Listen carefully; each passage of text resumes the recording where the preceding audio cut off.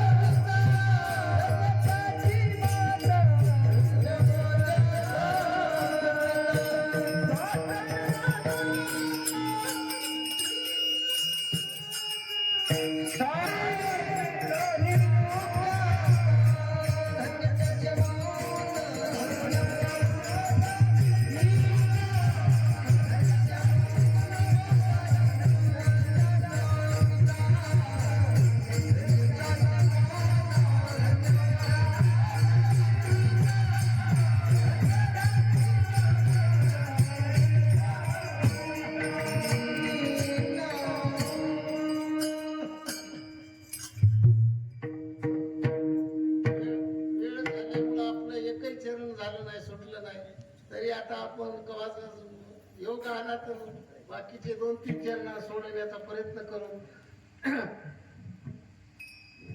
तरी आता आपण थोडक्यात म्हणजे 10 मिनिटात म्हणजे तिसरी धन्यता ज्ञानेश्वर माऊलीला रुक्मिणी मातेनं दिली. धन्यता म्हणजे तुकाराम महाराजाच्या अगोदरच्याही धन्यता आता म्हणजे दिलेल्या. नामदेव महाराजांना अगोदर दिली आणि रुक्मिणी मातेनं दिली ज्ञानेश्वर माऊलीला. ज्यावेळेस ज्ञानेश्वर माऊली समाधी घेण्यासाठी तयार झाले त्यावेळेस मुक्ताबाई सोपानदेवाच्या गळ्यात पडून रडायला लागली. अरे आपल्या आई वडिलांनी आत्महत्या केली त्यावेळेस आपल्याला एवढं दुःख झालं नाही, त्याच्यापेक्षाही दुःख जास्त होते. आणि ज्ञानेश्वर माऊली निवृत्तीनाथांना म्हणले, दादा माझ्याकडून जर काही अपराध झाले असतील तर मला माफ कर. त्यावेळेस निवृत्तीनाथ म्हणले, माझ्या ज्यावेळेस आई वडील गेले आत्महत्येला त्यावेळेस चिठ्ठीवर लिहिलं होतं तू यांचे आई वडील होऊन यांचा सांभाळ कर. पण त्यावेळेस ज्यावेळेस लोकांनी भिक्षा दिली नाही त्यावेळेस तुम्हाला मी पाणी पाजून झोपी घातलं.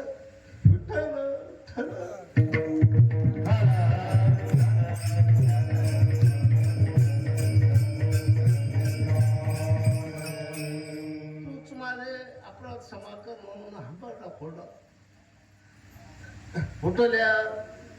सुटल्या पेंडीचा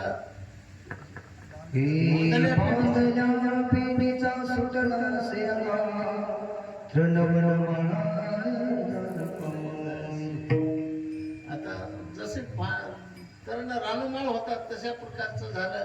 आणि मग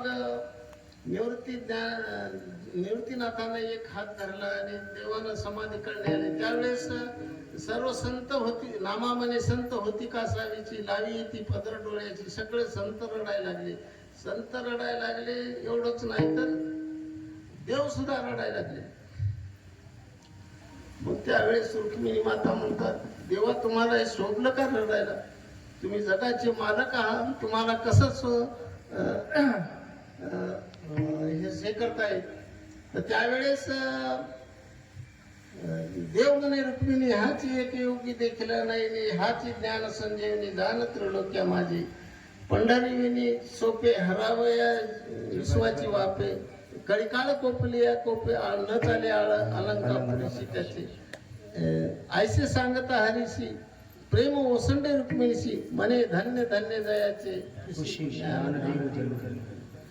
आणि माफ करा, मी आपले पत्रकार क्षीरसागर त्याने युट्यूब चॅनल आणलंय, पूर्ण महाराष्ट्राला आपलं हे कीर्तन दाखविणार आहे आणि त्याचं नाव विसरलो घ्यायचं मी, आणि तसंच आपले शूटिंगवाल्याचं सुद्धा नाव विसरलो, तुम्ही सुद्धा माफ करा आणि या दोघांच्या नावाने एकदा टाळ्या वाजवा. आता वेळ नाही आपल्याकडे, शंकरराव चव्हाण एका 2च मिनिटात सांगतो आता.